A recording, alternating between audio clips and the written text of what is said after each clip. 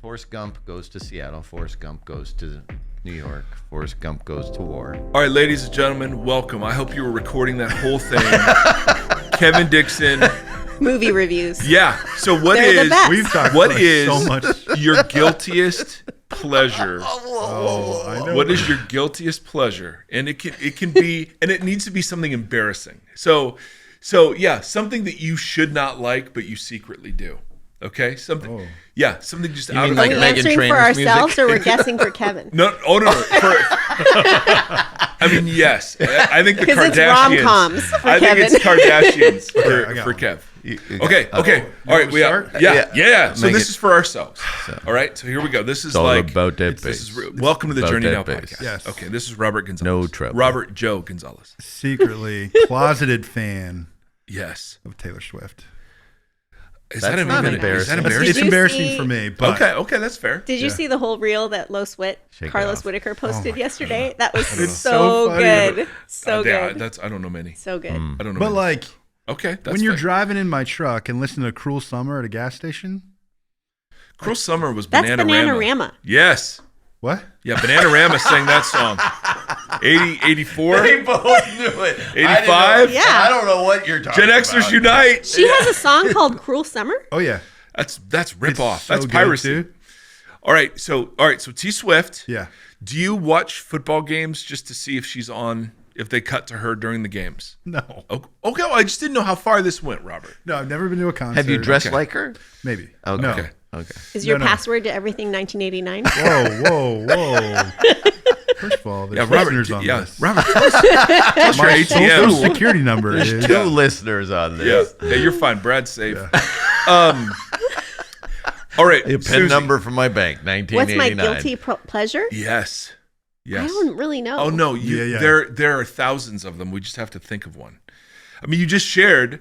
You went to the New Kids on the Block original show. Yeah. Original Okay, so that's good. But I mean, I don't really feel any guilt about any of my pleasures. I think that's so the there's bottom line. there's nothing That there's girl. nothing embarrassing about that you like use to reward yourself, or you've a concert that you've seen that it's like, oh People you've dated, none of that. yeah. Shut up. Yeah, like Nick, you went to, like your secret Nickelback fan, anything like that. No, I'm definitely not a secret Nickelback fan. Okay. I just know it's out there. All right, so maybe this isn't a great question, but Robert, thank you. I don't for know. diving I'll in. have to think about Okay. it. You're welcome. Okay. All right. I normally totally despise and See, this is country western music, Yeah, but country music but in general. But I really like Roger Miller. I don't don't even know who who that that is. who is that? I knew you guys were gonna say Can you- that. Is that a big I band? grew Can you up- do it from this era? Well, Roger Miller was a guy that my dad really liked, and Okay. he had albums when I was growing up, and Yeah. I can sing pretty much Roger Miller songs. Well, Okay, let's go. let's go.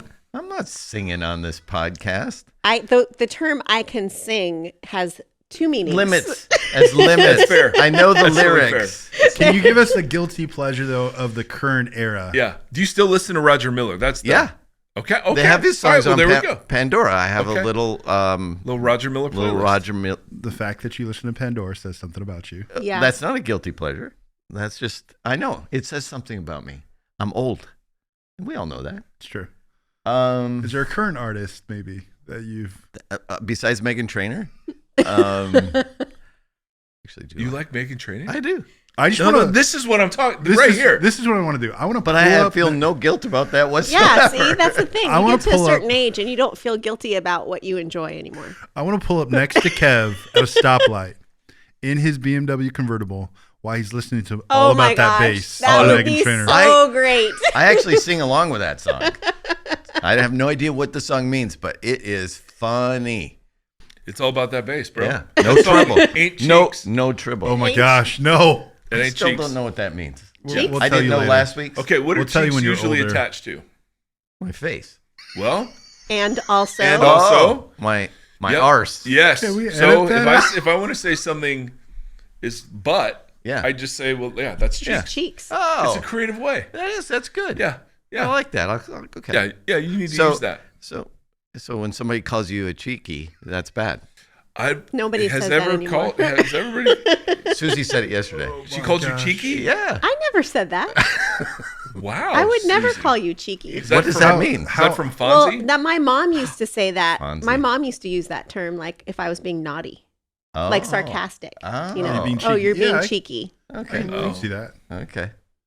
I would not use that word. Do you still listen to Justin Bieber? Sometimes. Does that seem odd to you? No. I actually love it. It's it my does. favorite part. Yeah. It actually does seem odd. You and But- Nathan could go for drives Sure. because he loves listening to Justin Bieber. Yeah. My mama Especially in don't the like car. you. There it is. My That's mom the don't one like line. That's the one line. I can sing. And reality is she likes everybody. Yeah. I don't think very many people know this, but Kevin randomly dropped that line in the staff meeting in the most random moment, and we're like, "Are you quoting There was a Justin Bieber right now? deep pause. It was. Like- the whole room went, huh? Why are you quoting Justin Bieber Yeah. right now?" Because I thought it was funny. Yeah. And it was. So funny. It was. I mean, for me, I was a hard rock guy. So I loved. You still are. Still are. Still are. But I have the softest spot for Duran Duran. Like, I loved them when they came out in '81, and I still buy all their albums. I was a card carrying member of the fan club. Oh, Lord see, have mercy. But I've I'm never just saying, been a like, card you would carrying you would member look of and you would anybody's see fan club. Guns N' I think I Roses. still have the card just because I think it's so funny. But you would see Guns N' Roses. You would see. I mean, of course, the pop rock. Bon Jovi, Def Leppard, all the things. And then just in there with it, you would have this pop stream Yeah. of Duran Duran Duran. I still there are a few songs. What's your favorite? I sing.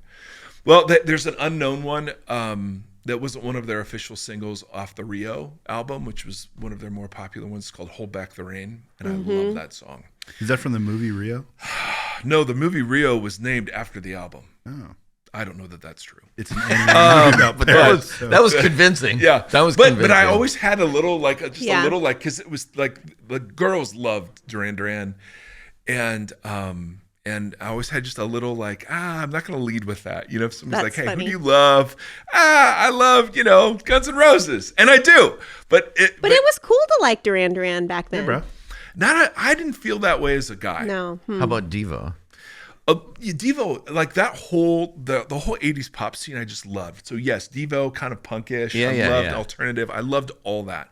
But Duran Duran initially was girl pop. Yeah, they were kind of like one of the first like femme.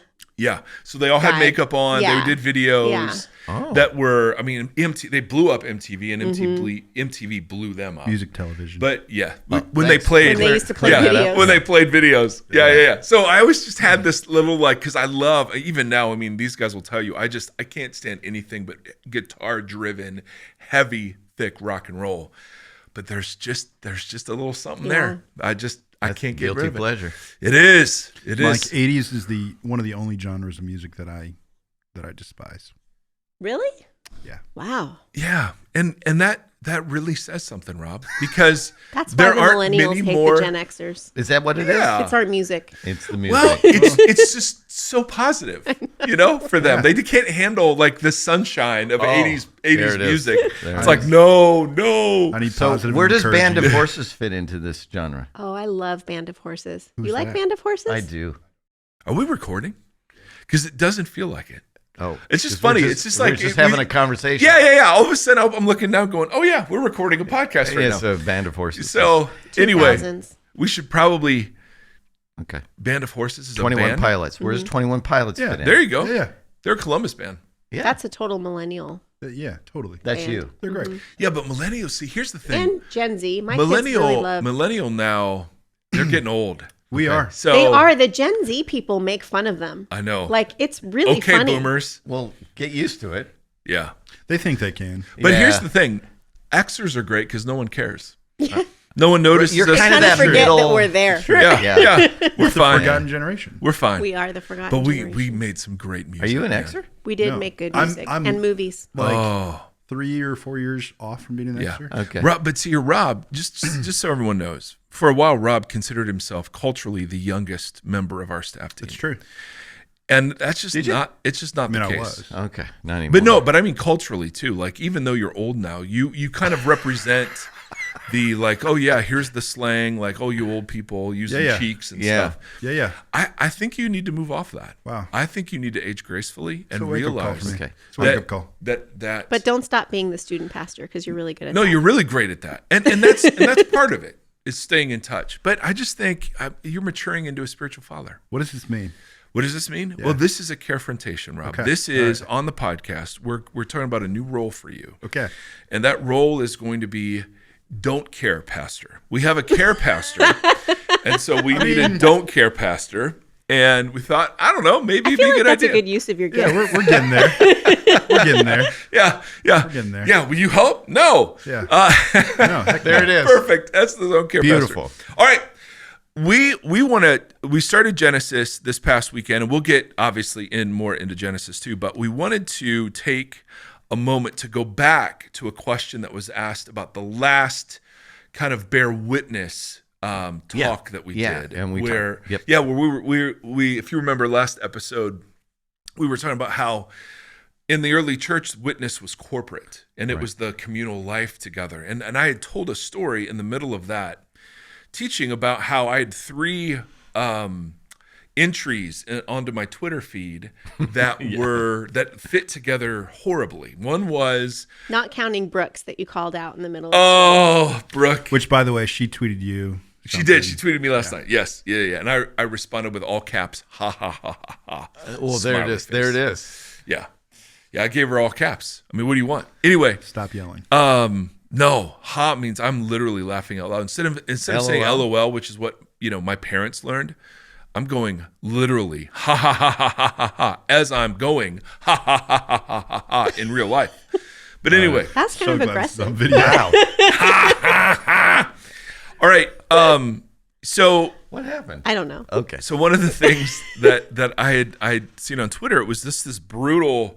Like the first one was a study that said clergy were the number of people who held clergy in high regard in terms of integrity. It was like 11% or something. Well, it was under 30%. I mean, it was. It's bad. And it's plummeted for obvious reasons. So, Yeah. And you're reading that going, no duh. For sure. And the postman was ahead of us.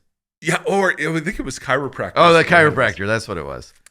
And God bless chiropractors. I love my chiropractor. Shock. Now, so there we go. We're in rare form today. Yes. All right. And then the second tweet was a mentor of mine who I've met. I've been at his house. Had been like put on leave because he had been found to take advantage of somebody who was sexually vulnerable in his congregation. And I have a list. And I said this, to our community. I have a list of double digits of the number personally of mentors who are now disqualified for ministry for any Mentors number. that you've known personally and also from a distance. No, these are just Like personal people ones. you've had in your life. Yes, and there are a few that are from a distance, but so I don't even need to go. I also have a list of all the Gen X band singers that have killed themselves. So That's those are the pretty kind sad. of lists that I keep. So Wow. Soundgarden, it's really sad. Stone Temple Pilots, Alice in Chains, Blind Melon, like it's a list. Cranberries, although I don't know if she intended, but anyway, all that is said. So It was a dark time. Apparently. we made great music at a great somebody- cost. Kurt Cobain. Never mind. I was going to say something So sensitive. first one is, hey, pastors aren't held in high regard. Secondly is why they're not held in high regard. Yeah. Here's another. Yeah, right. And then thirdly, it was a study saying, hey, the religiously unaffiliated, atheist, agnostic, don't careists, that's the largest group. Don't care. That's Rob. Rob is the pastor of those people. Yes, the don't he is. careists. True. Way to go, Rob. That they're the largest, Yeah.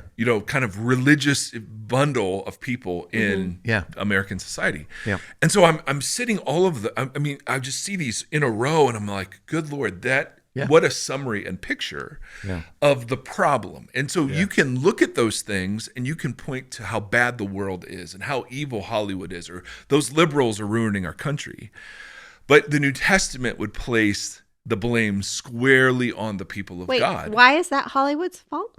I'm saying just that's the what narrative. people will say. Yeah. About pastors and clergy being idiots? That that people in the church will see all of that Uh-huh. and blame people outside of the church for how evil the world is. Do you see what I'm saying? Yeah. That and instead of rather So than they won't look at looking, the log at their own eye.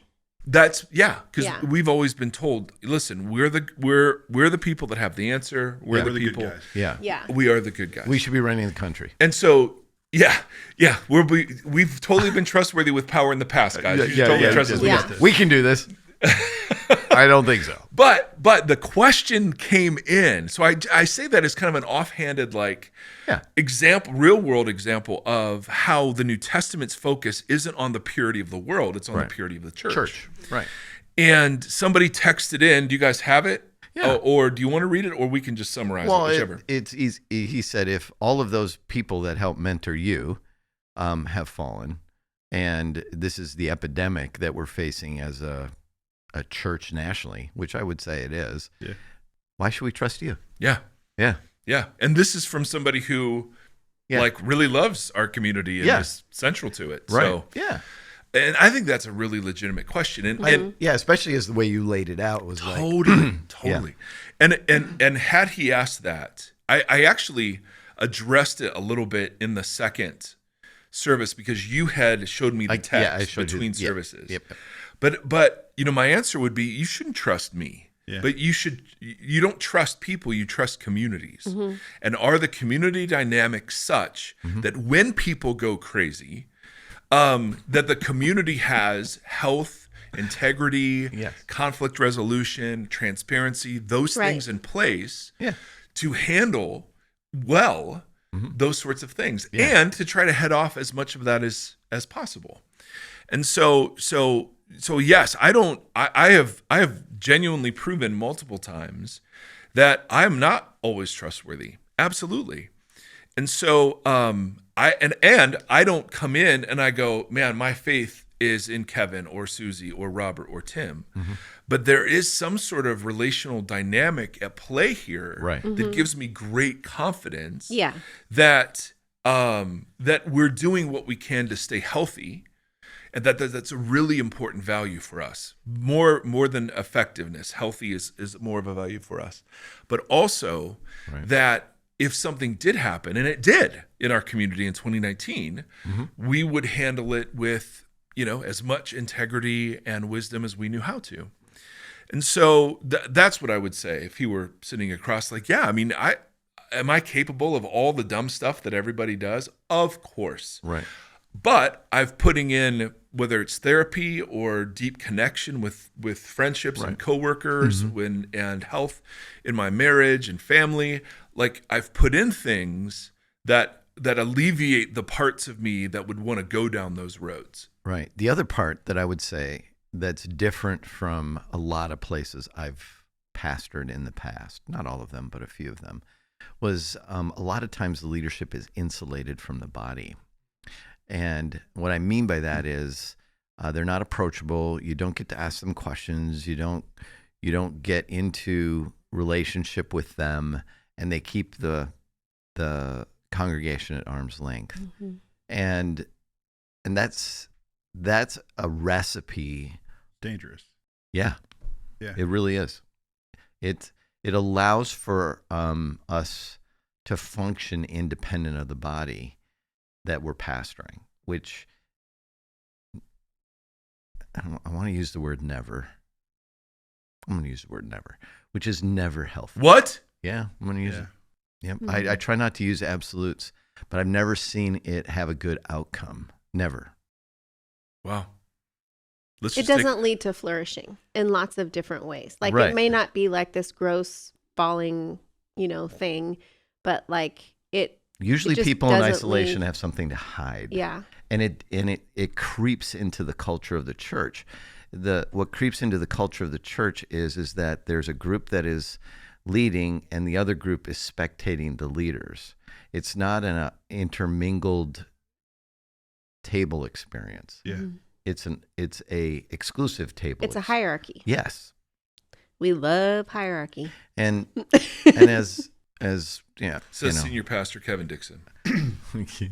And don't Charis Pastor Robert Gonzalez. Yes, right. And I prefer never ever to be called that. I know. I love it. And there is this SP. It's really hard to get people. SPKD.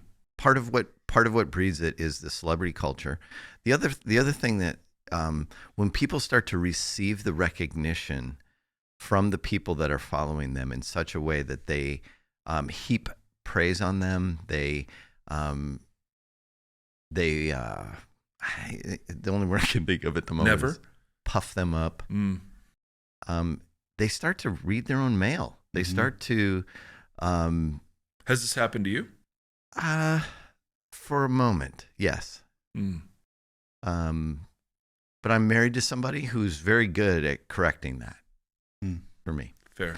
And in very loving ways. But there's I think it's people get intoxicated with it. Because I'm totally tracking with you, but I want to talk about us. Yeah. In other words. But what keeps that from happening here? Right. Yes. So the question you're asking is about specifically us or in general? Yeah. What makes us we could talk about trustworthy? how unhealthy the church is. Right. Yeah. Right. And so But the it's opposite of that is a culture that says the leadership is here to serve the body. I think it's the people, first off. Like, I mean, the people that we have a part of this community on the staff, we're not overly concerned about being seen. No. Some of us don't even prefer it. Right. Like, we don't even like these cameras in here. Yeah. Like, Whose idea was this? like we're not overly consumed by it.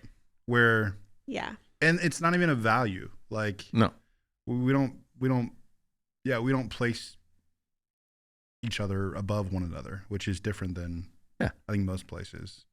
But I think as the senior pastor, like you lead from a place that like you don't want to be seen either. SPKD. Yeah. It's not that you don't want to be in community with people. Right. You don't want to be propped up. Right. Which then it'd be incongruent for all of us to then go and try and be propped up. Listen, the only time I want to be seen is when I'm streaking. Okay? Yes. And So- that never That's the only time I don't want to see you. that nobody never wants to see happens. That never It was happens. a No. Frank the Tank reference from old school. But I think we're Frank also and Tank. highly aware that like the shoe could drop. Yeah, I think that it's interesting.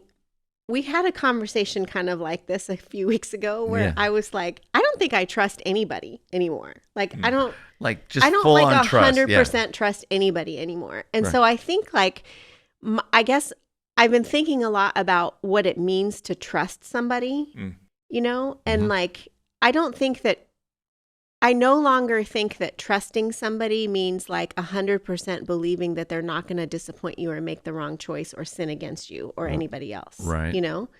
But trustworthiness is kind of like what you were saying. It's not just about a person, but it's about, I mean, I guess it could be about a person in the sense of like when things happen that are not ideal, is there a process of coming to terms with that, taking responsibility for that, repenting of that, being restored, like all of those things? Like, are we expecting that, and are we willing to be a part of that happening? So maybe I'm jaded at this point, but I just don't think any of us are outside of the realm of possibility of screwing something up. Yeah. For sure. But I like what you were saying, Mike, I also believe that like, if I were to mess something up, like, I feel like you guys would come alongside me and do the loving thing, whether it's, you know, providing help for me or removing me from a situation or, you know, whatever. Like, I don't feel like, I feel a sense of safety here, even though like I don't really trust anybody 100%. But it doesn't mean that I don't like share life with you, you know, or like, you know, it's just a different, I see it so differently now. Sure. Whereas maybe 10, 15 years ago, I think I would have said, oh, I really trust this person and I don't expect them to ever do anything terribly wrong. Oh, we've been too beat up for that. Yeah. There have been too many Right. heroes Yeah. Right. that you realize. Right. Oops. Yeah. Oof. Yeah. The other part of this culture that I think is baked into it is there's no one is allowed to not be questioned. We do it publicly. We do it privately. There is. I question how much you touch the table. I am so sorry. I just want to make sure that the wood is smooth. Edwin has opportunity to edit something out of this. No, you're not noisy. I'm just like you. I love how much you speak with your hands. But there's, I think the Just hold mine. people are going to talk. No one's watching this. I know. No one's watching this. Yeah. After 2 episodes ago, it was just you and me. We killed our YouTube audience. Yeah. We did. We did. We buried it. But there's a. trying to bring it back. I mean, if we become arrogant enough to say, "Oh, no one can ask me questions," or we get irritated when people ask us questions, when we start to act as though we're above that. Yeah. That's when the culture breaks down, because that's incongruent with who we are. And I think that's part of the protection of can you trust us? Well, we're not always going to be right. We're going to be wrong sometimes, but that's okay with us. We don't know if it's okay with everybody else, but it's okay with us. And it's okay for us to have a conversation around, well, we disagree. But the moment that becomes unavailable or not allowed, or, I say at some point, you know what? I'm right. You're wrong. You're going to do it my way. Something changes in the trust factor, because there's no longer an opportunity to be heard. There's no longer an opportunity for me to be wrong. And once that happens, that slope into the demise of one's culture and one's trustworthiness goes away. It's really hard for me to trust somebody that I can't ask a question of. What was my struggle with my family? No questions. Yeah.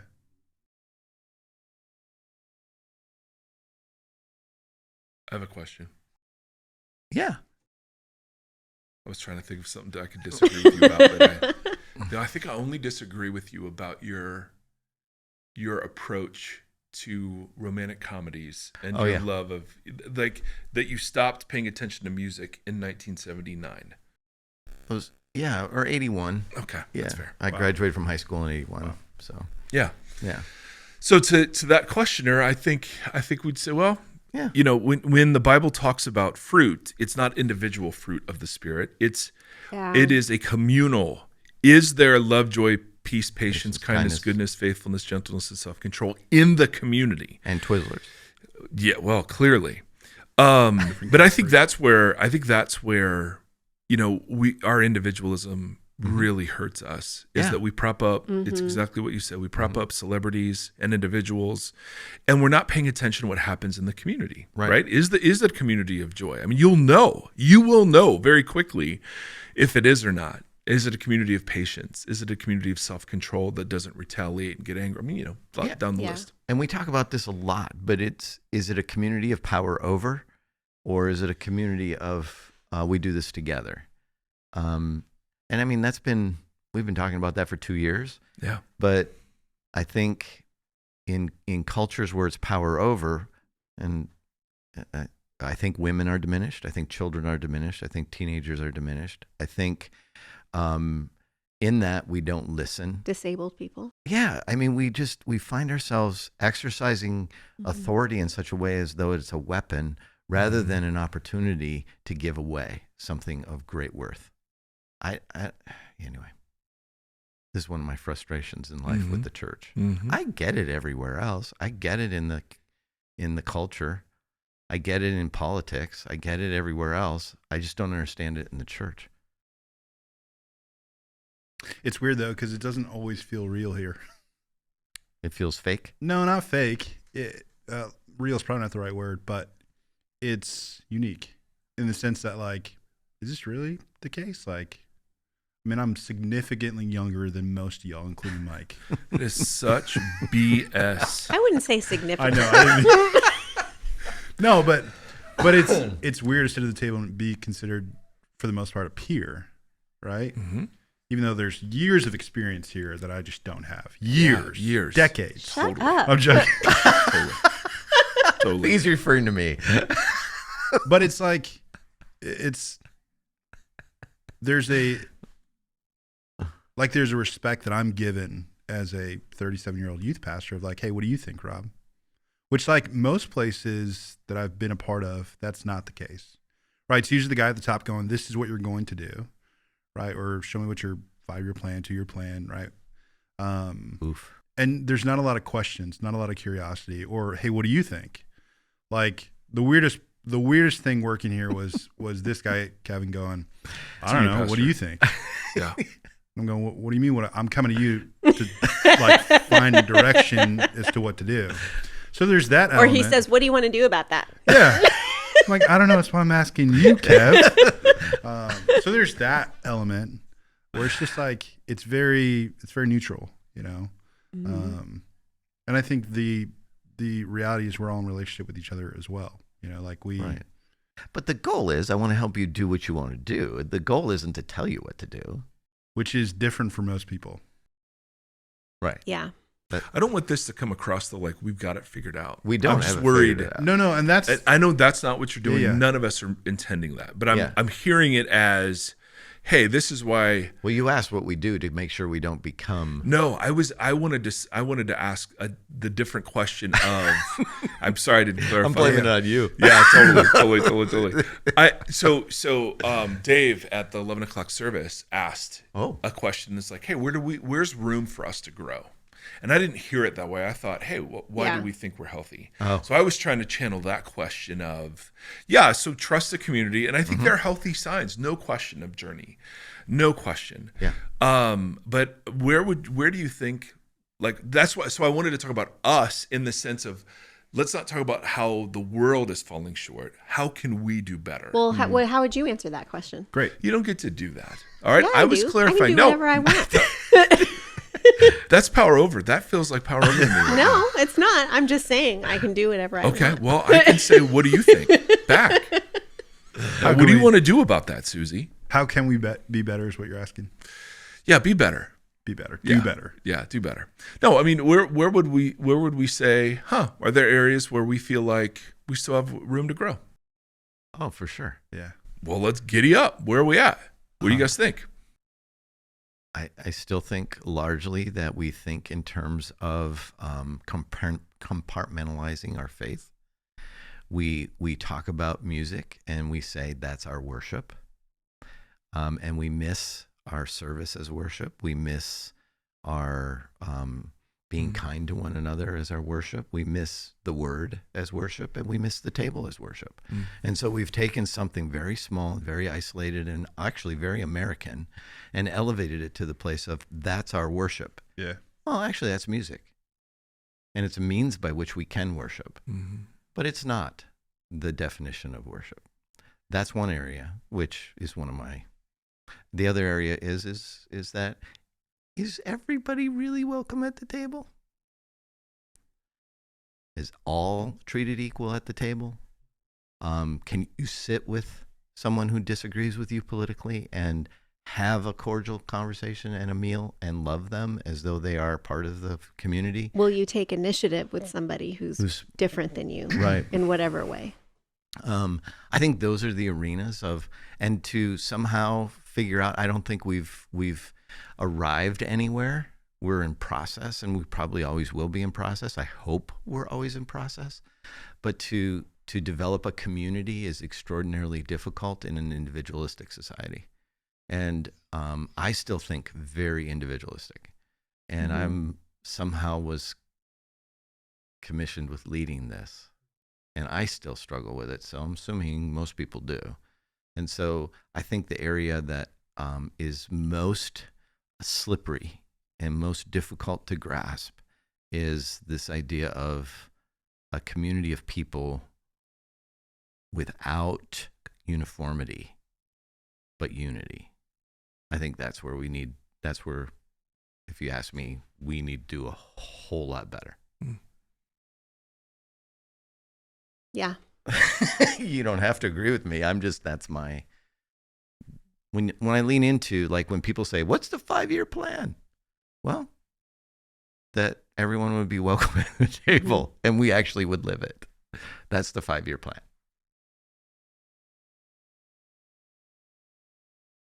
I think that this is an area that we're growing in. So I hesitate to say it out loud because I would never want anyone to feel like whatever is not enough. Like we all have had experiences in churches where we've been overworked and taken advantage of, sure. right? Yeah. As volunteers. So I think an area that we can grow in is like our posture of serving, I guess would be the way I would say it. Like, and everybody has a different capacity and ability to give time to something, but Yeah. if we would be people who would serve one another and serve our city and our partners and stuff like that, because that's an overflow of who we are rather than, I need to sign up to serve, or which those are all really good things and they're important things and necessary things, but that we would really be people who come here to like grow and be formed as a community, but it's for the sake of others, so that our outward expression of what we do comes from a heart that's really cultivated by the servant Jesus, So, and that's an area I have to grow in also, I love a good task list and stuff like that, but Man, to if I be could just set the chairs one more time. to be a community that's marked by our servant heartedness would be super cool. What do you think, Rob? I was going to say similar, like be the church to people inside this community and out. Like I think there's moments for sure. I think similar. We're growing in this, but yeah, I just when people are hurting financially, or just emotionally, spiritually, like I think there's elements where we are the church to those people, but I think there's ways we could be the church more. I think we even just like I know we serve our community, but I think largely in part, we have partners in the community serving. Yeah. I think the church as a whole is I don't know how well we're being the church outside of these walls. Well, and also that we would see each other as the church and not just the place and the people who are employed by it to be the church. Like I've been in so many conversations with people in the last few years, and I've noticed this, and I've noticed it about myself too, that like people will say, well, the church doesn't talk about X, Y, and Z.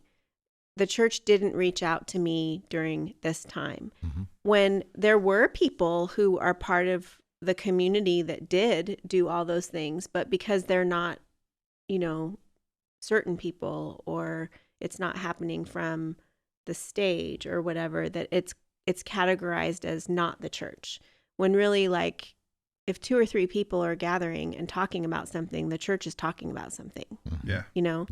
And we despise the small impact of that and elevate the large impact of something coming from up front, or the person that they think has the most influence and power or whatever, but that these like smaller and faithful things that happen as a result of who we are is the church being and doing. I think also there's a war in me, just personally, even like the tribal nature of church communities and the beauty of it, and also the danger of it. Yeah.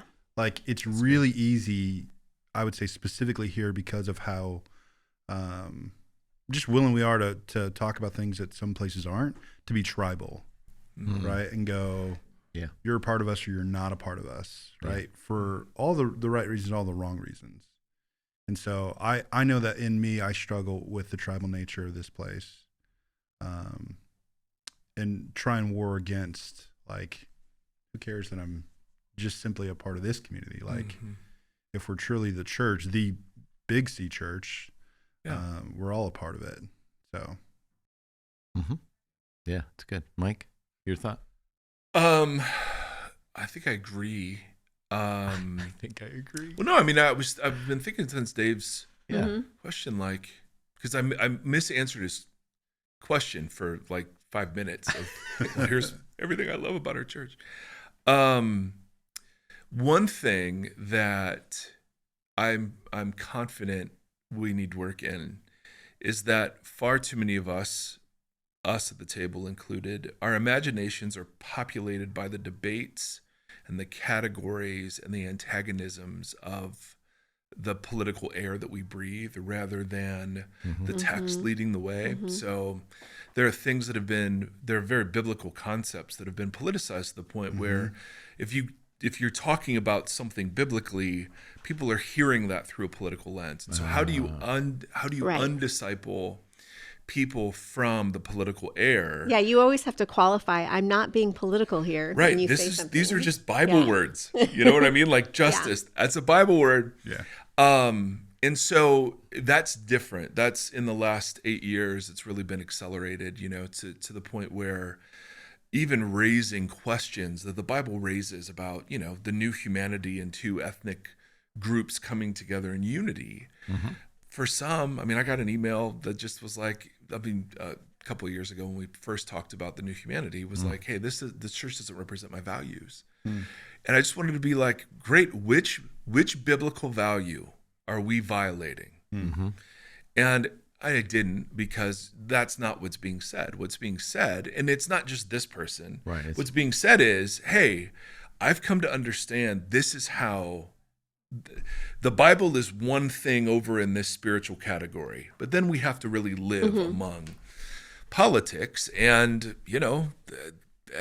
at some point you've got to make, decisions politically one way or another. And that's where we get tribal and whatever else. It's just the Bible doesn't lead these conversations, and maybe it never did. And I don't always know that it should, but certainly our imaginations aren't at all compelled by biblical categories and words. They're just compelled. We're just filled with whatever the latest thing that's, causing outrage is. And that inhibits my being able to be hospitable, because I'm just attending to the same demonisms, that are happening in the surrounding culture. Right. So how do we create a culture of resistance to that? Yeah. And the facilitation of new creation dynamics, which are listening, hospitality, reconciliation, whatever. Yep. So that's a big one for me. That is, Anyway, and that's the challenge. that is For the whole thing. I mean, we're struggling with cultural norms that have been brought into the church, which the church has struggled with forever. So we're not unique. yeah, We're just yeah, struggling. yeah. So So on that lovely note, we are. yeah. I've thought about like 3 or 4 other things though, but we can talk about that later. Oh, wow. Do hit it. No, it's okay. Hit it. No. I mean, big we're gonna leave this on conversation. a cliffhanger. Oh, Well, yeah, maybe. I think we are. Oh, Yeah. Brad, tune in again. Yeah. Tune in again. Or whoever else is out there. Thanks for joining us. We will see you later.